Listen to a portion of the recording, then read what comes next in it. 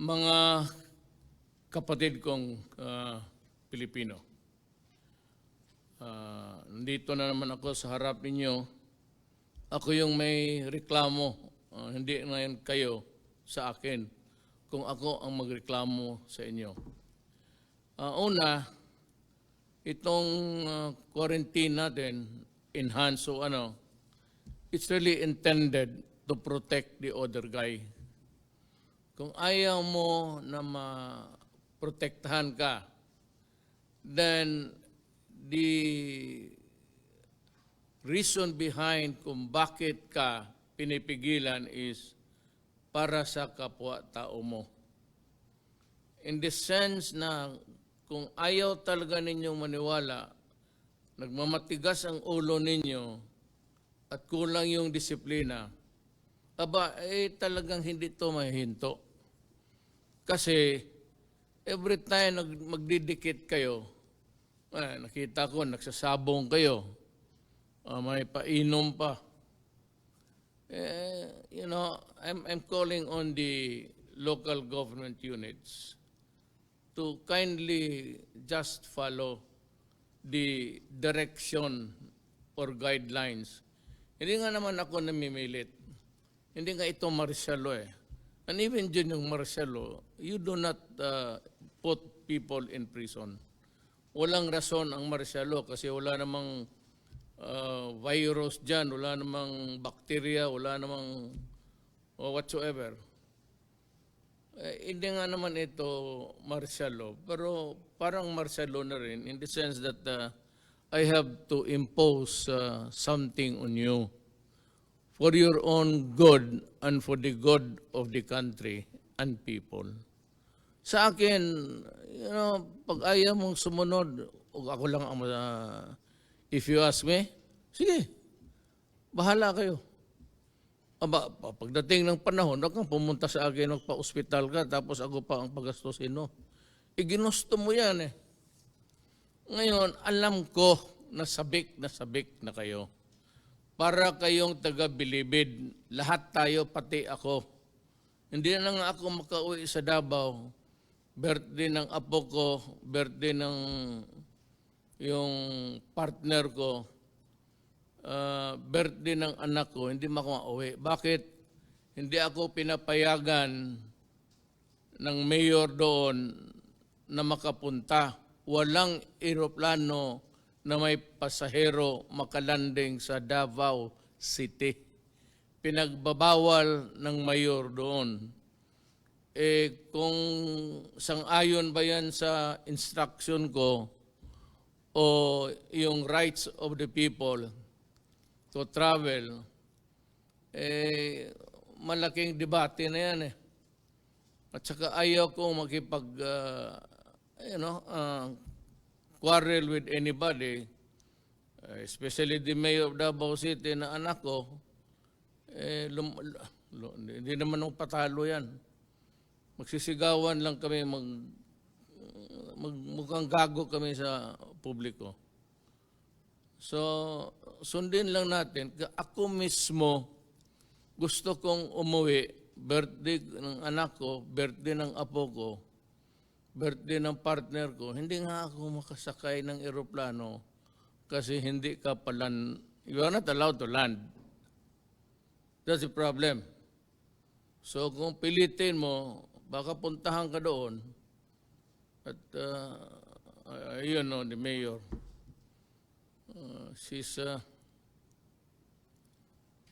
Baka doon mismo bulyawan kaming lahat.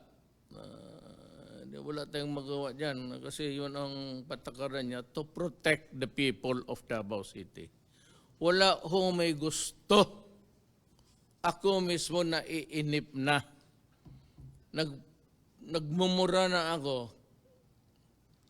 Every time I wake up, kakain ako, breakfast, nagdadaldal na ako sa, ito, yung, ano bang klaseng buhay inabot natin dito sa mundong itong yun. As far as I can remember, walang ganitong nangyari, yung epidemic. Epidemic is kung sa Pilipinas lang. pandemic is yung buong mundo. Tayo ang nakatikim ng pandemic. And ang sakit nito, mahirap awahin. Hindi mo makikita at basta na lang yung transmission. Sabi ko nga, I do not believe na yung sabi 2 days after the warning, nag-lockdown ako. I believe that even during the previous months, meron na yan at nakapasok na dito. Hindi lang alam ng mga tao. So yung hindi nakapag-ospital, mahirap. And that is a very terrible, yan, the irony of it all, yung namamatay sa bahay at sinabi lang may lagnat, hindi naman nakapag-examine sa doktor. And for all you know, nandyan na yan. Yung COVID na yan could not travel more than 2 days nandito na yan, dala na yan at ng ating mga bisita. Ayaw ko naman magdada ngayon. Hindi naman nila gusto. Sino bang may gusto na patayin ang kapwa-tao mo, pati yung mga nasa bayan mo? Walang may gusto ng ganun. Ako ayaw ko. Po nakikita, kunting panahon na lang.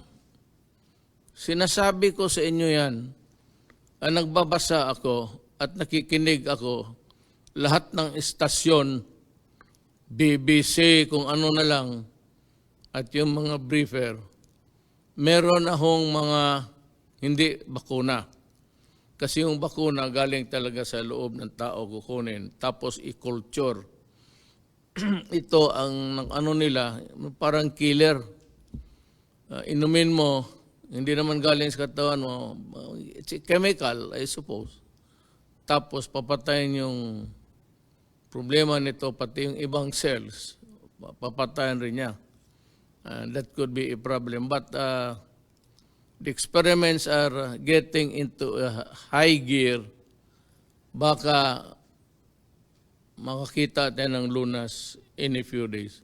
Once there is yung ma-perfect nila, and they are ready to market the medicine, I will lift immediately. Not even a single moment of delay. Tatanggalin ko yan kasing inip na talaga rin ako. Nang itong mga local government units, I'd like the DILG to investigate sino ang pasabong pati yung nagiinuman. Alam mo, sa totoo lang, yung kayong nagsasabong pati nagiinuman, ibig sabihin may pera kayo. Kaya ko papaano kung saan Do not expect any help from me. Sabihin ko talaga. Yun ang huli. Sorry na lang. May pera pala kayo pang sabong, may pera pala kayo pang inom. Di ibigay ko na lang. There's not enough to go around. Hindi talaga magkasya. We're getting low sa supply ng pagkain na. Ilang araw na yan, buong Pilipinas, pinapakain mo. 18 million families. Sa isang pamilya, ilagay mo na lang 4, 5. Ilang bunganga yan. Yung counting natin na pamilya, in a family, magtanong tayo ilan sila. Kaya yung assistance binibigay ng gobyerno, dapat talaga gamitin ninyo sa wastong paraan. Now, for those people who are identified by the barangay captains and the mayors who are violating the quarantine, pasensya ho kayo. Help would not... kung gano'n may pera pala. So, kulang na kulang ibigay ko na lang talaga sa yung nangangailangan at wala nang mapuntahan. the thing is you must not reduce the population into something like they are hopeless. And alam mo, itong mga nagbabatikos naman, there will always be a time for everything. And I hope that the next time, apang magsabi ako, maniwala kayo. Kasi po ako sabi, walang politika, hindi na po ako makatakbo. First and last ko to. And then but for the sake of the country, I will identify yung mga Pilipino na walang ginawa kung hindi magbatikos, maghanap ng mali. Para lang may masabi at marinig sila ng mga tao. Yan ang iwasan ninyo. Yan yung naglalaro ng politika. At for so many years, ilang taon na sila nandyan, puro posturing, porma,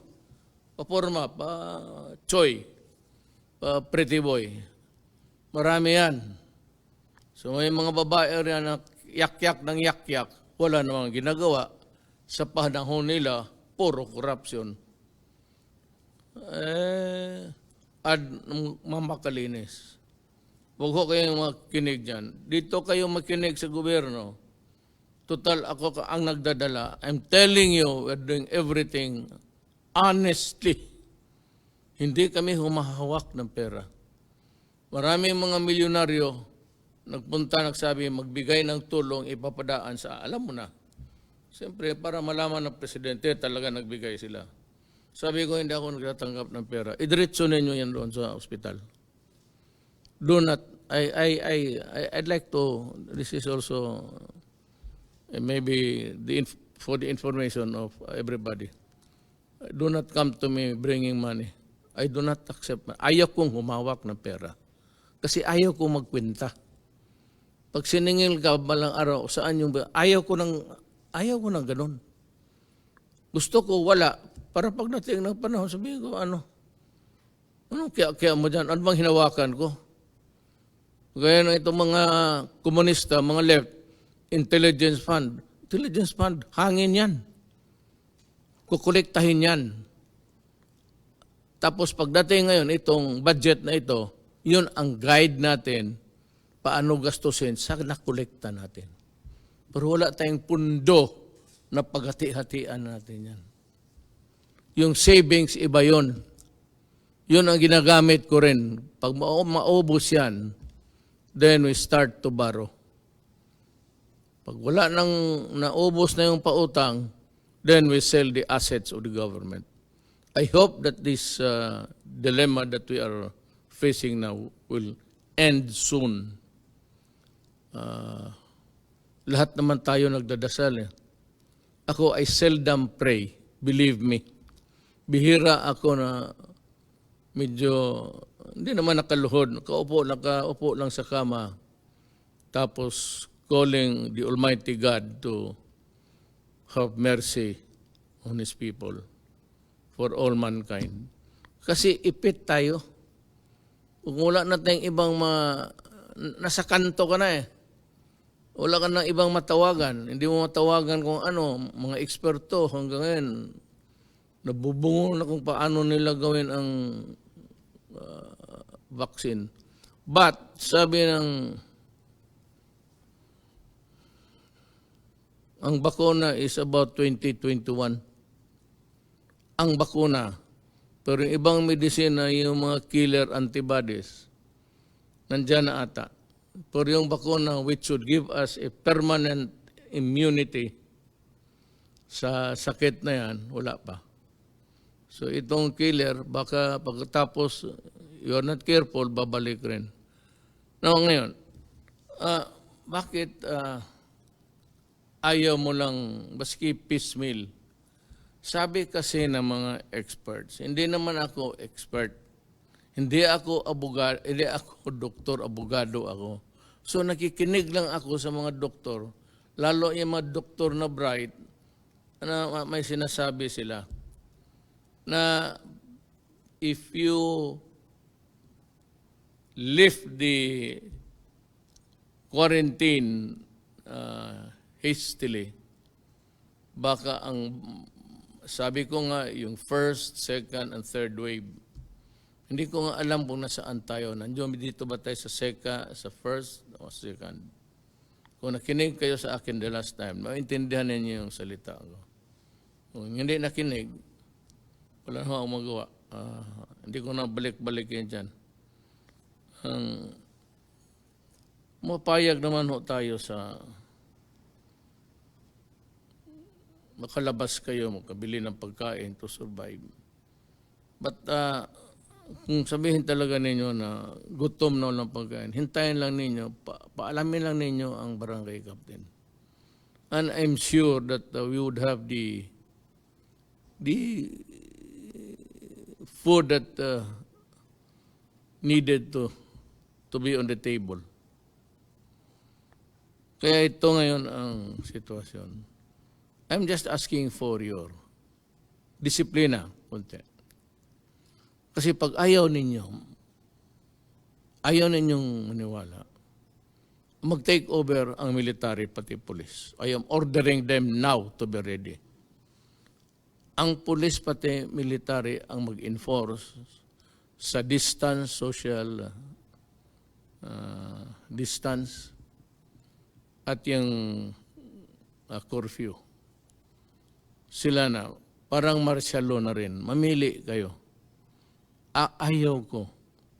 Pero pagka naipit na yung bayan at walang disiplina kayo, hindi na bali sana kung hindi kayo maniwala sa akin, no? Wala man ang paki. Hindi mo tayo kaibigan, hindi tayo kapartido, ayaw ninyo sa akin, hindi, okay lang. Pero ngayon, anumang partido mo o anumang kulay mo, sumunod ka. Kasi pag hindi, ang kaharap mo sunod, ang militar na pati polis. Yan ang ano ko. Ngayon, kailan talaga estimate mo, bigyan mo kami. Baka next week. Every day they are at it. Kaya nga, nandyan sila nakatutok. Habulan sila ngayon. Pero alam ko, even before the vaccine, which yung isang malaking Johnson & Johnson, sabi nila that they are almost a mile away, 2021. Yung iba naman nagsabi that kung matsambahan nila, baka matsambahan nila, may medical studies na sila, clinical studies. Kung yung binigyan nila ng 50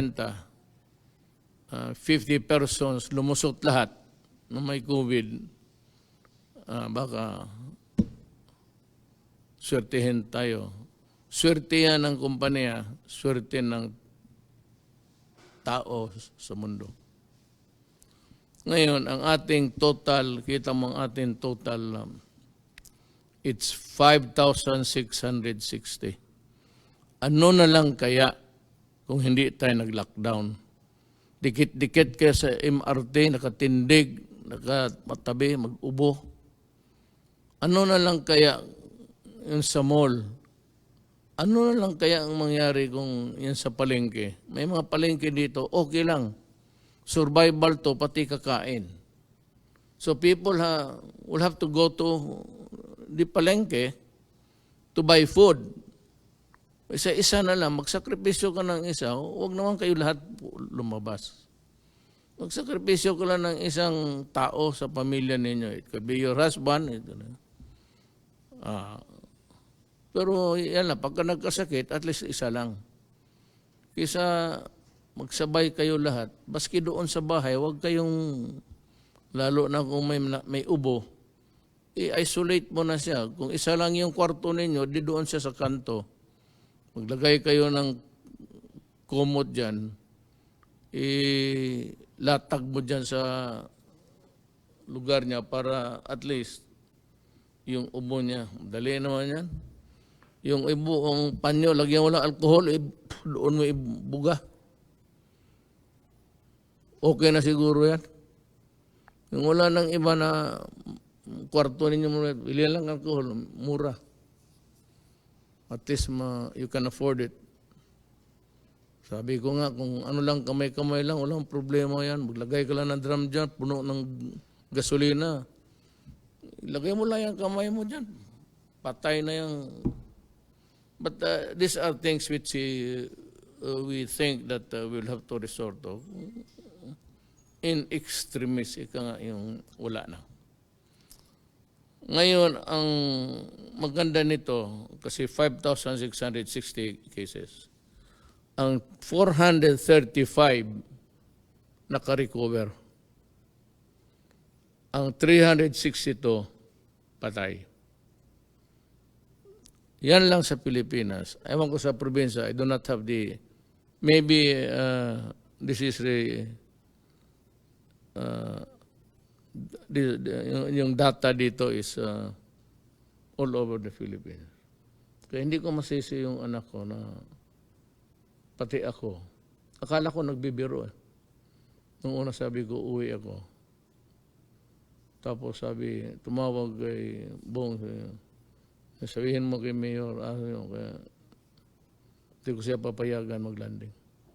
Siyempre, kung puntahan mo yung tower, tapos sabihin, huwag mong palandingin yan, wala tayong magawa. Yung tower, hindi magbigay ng go signal for you to land.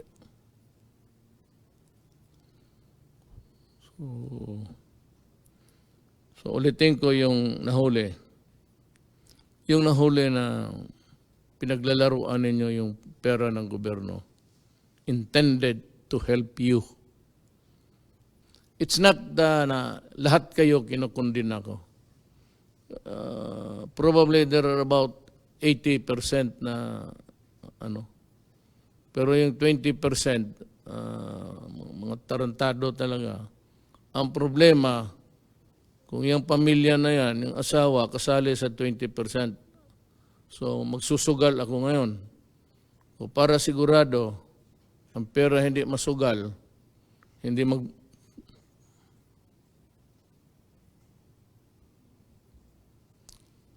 ibili ng alak, katarantaduhan. Yan alam mo, sa totoo lang, kung maharap mo ako, maniwala ko, hindi, sapakin kita. Totoo lang. Ngayon kang lumaban ka, pasensya ka.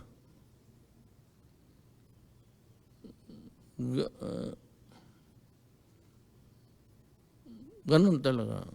Pag may ibigay ako na pera, tapos na, pati yung mga pulis mahuli ko magpiat-piat dyan sa estasyon. Tagdalawang suntok yan. Maglilinya yan. Kakala mo ang yaman ninyo, susugal kayo. Kulang na nga ang pera, buti ngayon, dublado na, isugal pa ninyo. At saka yung mga gagong pulis na sasabungan lang palagi. Wala na nga pera para pang pamilya, waldasin pa ninyo sa mga bagay ng inuman, sugal. Kaya sabi ko, maabutan ko kayo. Maniwala ka. Taga mo sa kung saan mo itaga yan. Sa bato, sa tubig. Talagang sapakin kita. Ngayon, mag-away man tayo kasi masaktan ka. Di ikaw. Anong gusto mo?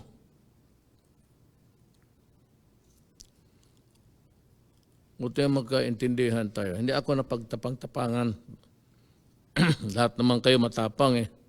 Hindi nga ngayon natatakot na mahuli na inuman sa labas, nagsusugat. Kung ang tawag mo dyan, kung hindi, ano yan, kung hindi katapangan. So lahat tayo, parang inyong katapangan ninyo, let's say, mga puro mo kayo ulol.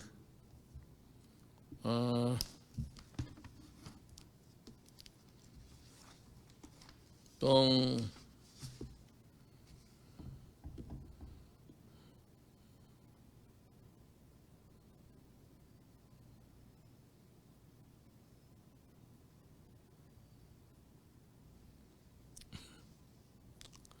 ang kasi dito kasi na well, yung assistance and kung kunin ng inyong asawa, huwag ninyong ibigay. At kung awayin kayo, hampasin na ninyo ng tubo na paalamin mo ako. At saka yung mamatay ngayon, sabi ko nga, huwag kayong mamatay ngayon. Kayong mga matigas ang ulo. Kasi pag namatay ka at nalaman ng gobyerno na positive ka o galing ka doon sa ospital, hindi na kailangan na ospital ka, positive ka lang, kukunin yung katawan ng patay mo sa ayaw mo at sa hindi, that is to protect the greatest good for the greatest number. So kukunin yan, susunugin yan. Sa ospital, mamatayan, hindi ka man makaakyat doon, ikarga ng, tapos ibaba doon sa morgue, tapos balutin, ikarga, tapos diretso na sa crematorium. Hindi mo na makita. Walang burol, bawal. Pagka-COVID, bawal ang burol. Ngayon, kung malaman yan, kukunin yung patay sa harap ninyo, yung kabaong, ibalik na lang sa inyo, balik mo doon sa punerarya, kasi yung katawan, susunugin talaga yan. Para talaga yan sa lahat. The greatest good for the greatest number.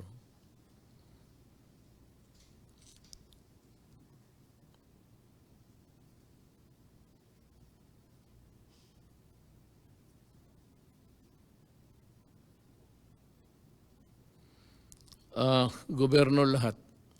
Hindi kayo makapili ng crematorium. The procedure as outlined by the Department of Health, hindi sa amin, masunod talaga. Ito namang may-ari ng crematorium, may I ask you to maintain yung presyo ng cremation before ante-quarantine. Ibig sabihin, yung presyo na wala pa tayong problema, yun ang ibigay ninyo. Nakikiusap ako. Total negosyo yan eh. Kumikita kayo ng pera, sunusunog yung katawan. So, ngayon, kung taasan ninyo yung presyo, tapos iiwan ko yung patay dyan sa inyo. Sabi, sunog, magkano, ito. Tapos sabi ko, huwag niyong taasan ninyo. Tapos magsabi sila, tawag sa akin, Mayor, ayaw man, ganito yung presyo nila. Sige, iiwan niyang patay dyan. Iiwan niya sa hagdanan nila. Bahala na sila niyan. Tsaka itong hospital, alam ko delikado. Alam ko in ordinary times, talagang unreasonable. But I said we have a crisis and it's killing people. Ngayon, pag sa ospital, wala kayong kwarto na na segregated for COVID patients because doon sa ibang hospital sa ninyo gustong dalhin, mahirap yan. You better, pagka ganon, maghanap kayo ng kwarto dyan sa labas, ilagay ninyo yung pasyente doon. Or, bahala na kayo. It's up to you to maybe really yung hatiin mo yung isang ward, tapos sirahan mo at institute the measures to protect the people, including the health workers. 9 hospitals ang nagtanggi Mahirap siya ito, maghanap ka pa ng Tagalog. There are 9 hospitals who refuse to accept patients. And therefore, we are calling, not after the COVID crisis, but I'd be asking today the Department of Health to start the investigation. And I'm sorry, but, there are rules to be followed. And when you begin to the rules, yan ang ganun tama, kakaproblema tayo. Hospital kayo, you are the sanctuary of the sick. You do not choose the ailment of the patient you are accepting. It is not just simply not within your power. Morally, kaya maghanap kayo ng paraan kung how to deal with the problem because you are a hospital. But sabihin mo na papasukin mo, mahawa lahat, then that's a problem. You might want to start asking questions, build a tent there somewhere, doon muna ilagay, then you can determine. And I'm sure it will not be unreasonable. You're also trying to protect everybody in the hospital, including the sick patients. So I can understand. You can build a makeshift thing plus tent or what, and you can do the investigation there. Well, at a distance. But whether or not it is really enough, that is your problem. You're a hospital. So kung hindi mo kaya maging hospital, sasarahan na lang kita. Why pretend to be a hospital when you are not a hospital? Because you cannot choose the patients that you have to attend to medically. I hope I have made myself very clear on this.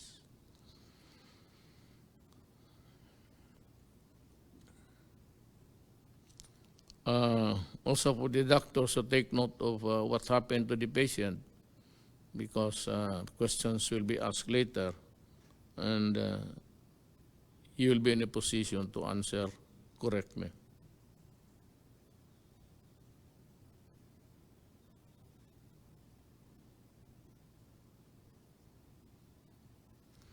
Yung tao na hinuli, you have to, I know that the police, military, and everybody else, for that matter, just want also to enforce the law. But kung yung tao naman nakita mo and you are satisfied with the explanation, kung nagdala ng karot saan niya nakuha para pakain sa pamilya,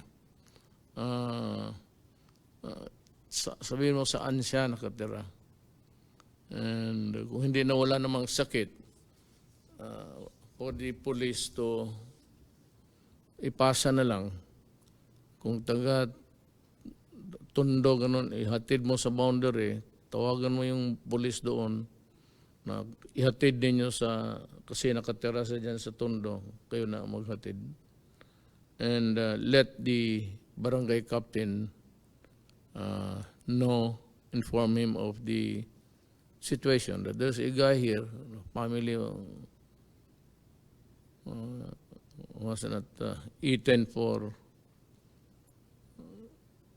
tulungan na lang natin. I'm sure if you bring this to the attention of the mayor, Mayor Moreno, and every mayor for that matter, no mayor could ever also bear to see his constituents die of hunger. So I'd like to remind everybody that whatever we do here, there has to be a humanity in it. It's just a question of enforcing the law. You have to take into account the humanity angle. So, kaawa naman.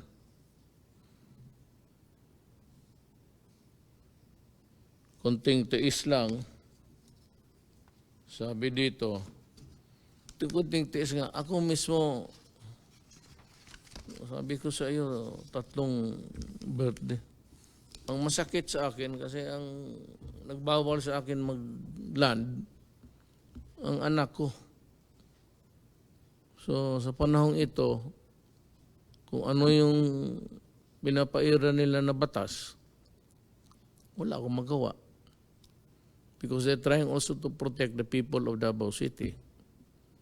It might be a very noble gesture, but it can sometimes be cruel because people from the outside cannot enter Davao. Maybe you are allowed to leave, but to enter, wala na, pati yung mga bus galing Bukidnon, North Davao, Del Sur, Occidental.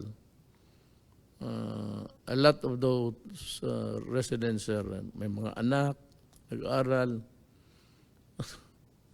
Ang problema, may lockdown.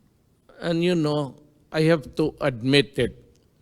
This thing about sequestration or quarantine is a cruel. It's a cruel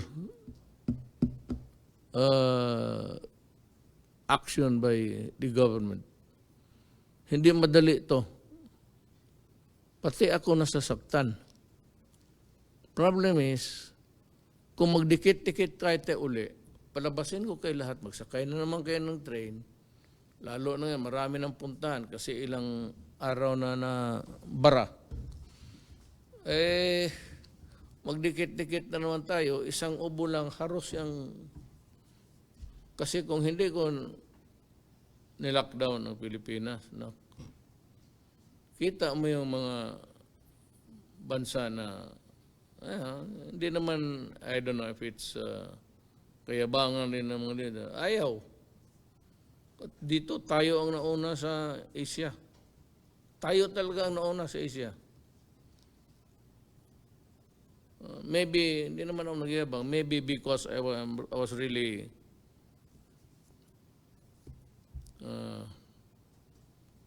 talagang kinumpleto ko yung pagka mayor ko para maalagaan ko kayo. Sorry, I'm not given to use the word president. Kaya sabi nga nila si Duterte hindi presidente. Tama, hindi ako presidente. Kung anong asta ko? Mayor. Bunganga ko, mayor. Lahat ng galaw ko, mayor lang ako. Ngayon, kung may standard kung paano gagalaw ang presidente, wala pa akong nakita. Walang guideline, paano magdamit, paano maswerte na.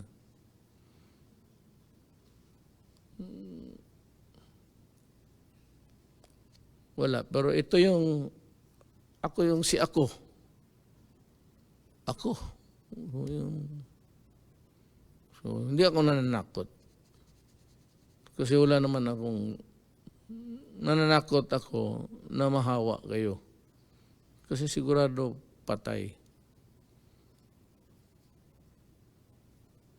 Paski sa bahay, yung huwag lang kayong magkadikit-dikit palagi, lalo na may isa o dalawa lumabas. Just try to keep a distance. Yung ano naman na hindi ka agad mag-go. But most importantly, actually, is that you have a mask that is an effective thing. Huwag yung mask na nakalaylay tapos makapasok yung binuga mo na virus o virus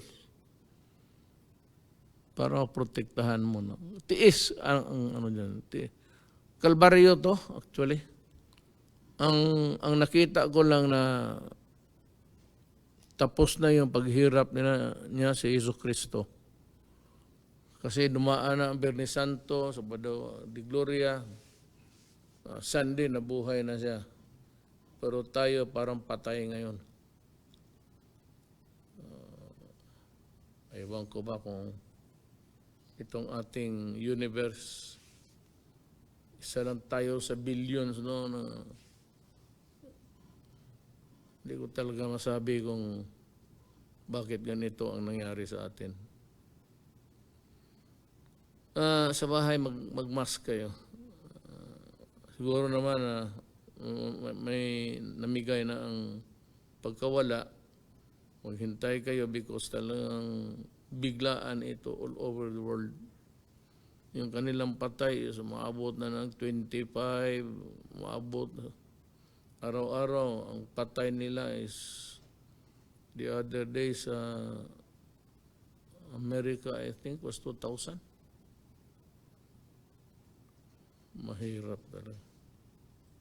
Buti tayo ganito na. Dahil nga sa, hindi akin yan ha. Baka sabihin mo, napakahusay ni Duterte kasi nag-lockdown.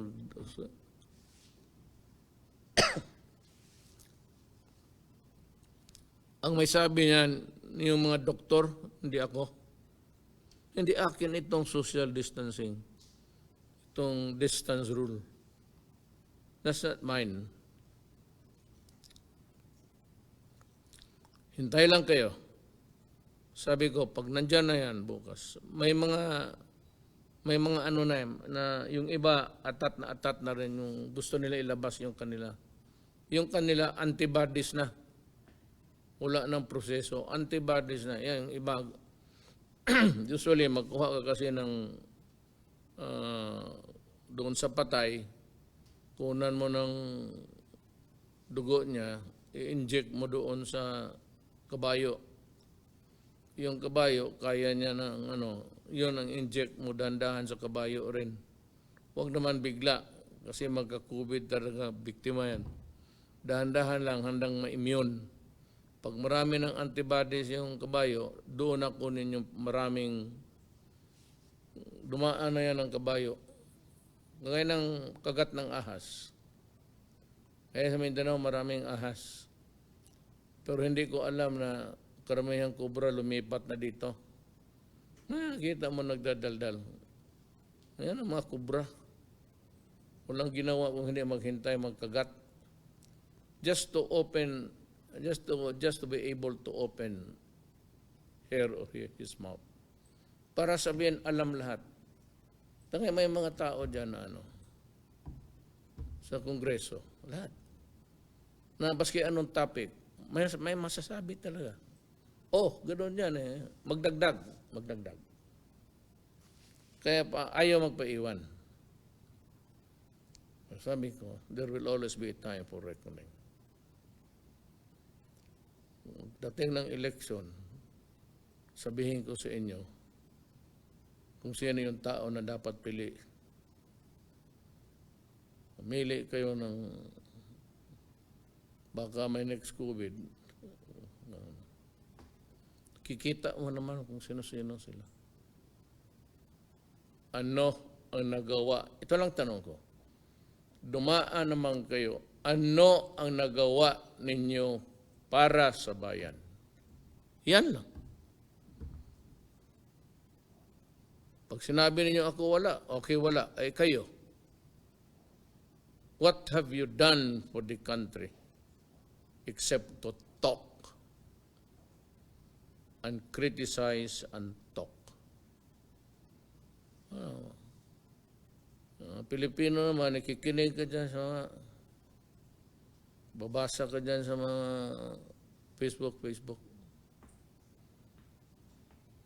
Tapos pagdating ng panahon ng kamatayan, ito lahat bagsakan na. Then you look to government for succor.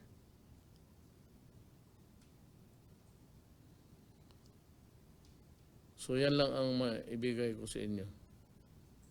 Kung anong inyo gusto, kwentuhan ko kayo sa anong gusto ninyong kwento.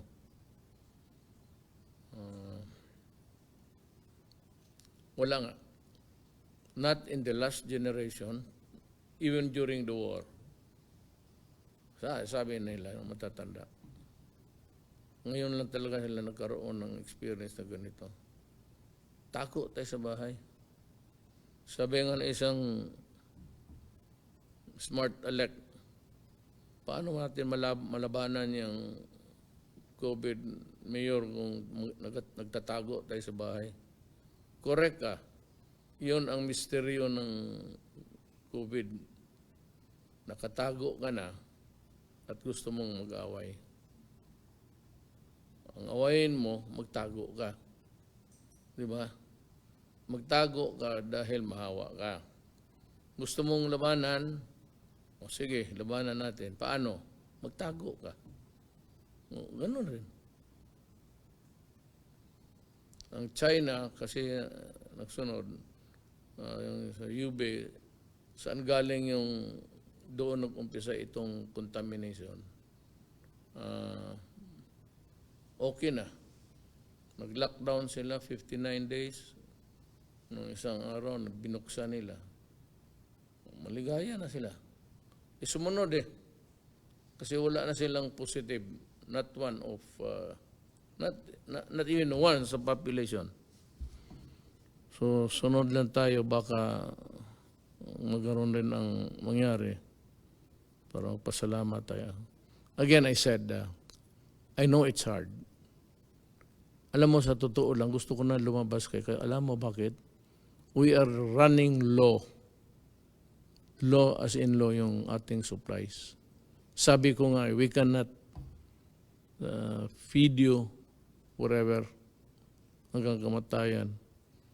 Hindi ka naman paggamot lahat ka agad-agad. Ilan lang ospital. Wala man ang hospital na libo eh. Kaya we had to go for yung makeshift hospital for the numbers. At yun namang mga may-ari ng mga buildings, mga hotels na who so generously offered. One day I will maybe go to you and thank you personally for helping us. In the meantime, mga kababayan ko, kunting panahon na lang. Kung may access kayo sa internet, nandyan lahat, nilalatag na nila kung ano. So, wag na yung vaccine. Itong mga killer antibodies na lang. Kasi kung mabili yan, in mass production, mabigyan ng quota yung Pilipinas at sufisyente, I will lift ang medisina lang kailangan ko. Vaccine 2021. Kung baga ito, kung bacteria, antibiotic, penicillin, gano'n. So, pinapatay yan. Hindi dahil sa katawan natin, kung hindi dahil sa injection. Kunting panahon lang. Kunting tiis na lang talaga. Nakikiusap ako. And besides, I said we are running low sa supply. So, we are negotiating again now. If we can have, we can borrow. Kasi yung may sabi mo na $500 million, part of that really is to control COVID.